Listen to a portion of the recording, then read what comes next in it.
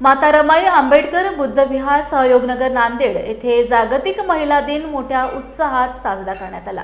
रमाई महिला मंडळाच्या अध्यक्षा जयाताई सूर्यवंशी यांच्या अध्यक्षतेखाली घेण्यात आलेल्या कार्यक्रमात आमदार बालाजीराव कल्याणकर प्रमुख पाहुणे म्हणून उपस्थित होते।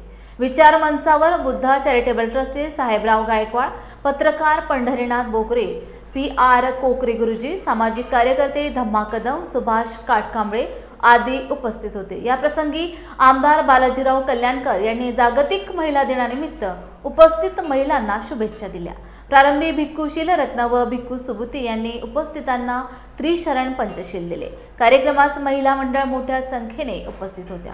आज या नांदेड जिल्ह्यामध्ये जागतिक महिला दिन निमित्ताने सहयोगनगर येथे बुद्ध विहार येथे आज कार्यक्रम आयोजित केलेला आहे। या परिसरातील म्हणजे सर्व ज्येष्ठ मंडळी आणि आमच्या माता भगिनी महिला या कार्यक्रमाला सगळ्यांनी उपस्थित राहिली। तसेच पत्रकार आमचे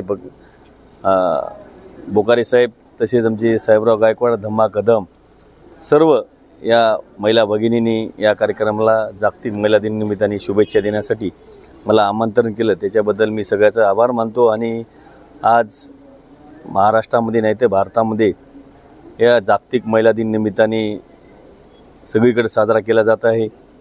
कारण सर्वात प्रथम आज महत्त्वाचा दिवस आहे 8 मार्च जागतिक महिला दिन, आणि आज सगळ्यात जास्त महिलेला प्राधान्य आहे। त्यांचा जे सत्कार कौतुक आज सगळीकडे होत आहे।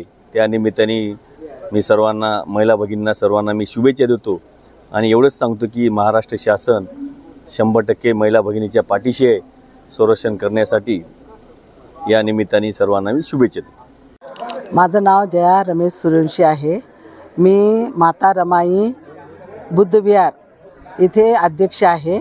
आज 8 मार्च जागतिक महिला दिन साजरा करीत आहोत, तरी सर्वांना मी माझ्याकडनं सर्वांना शुभेच्छा देते।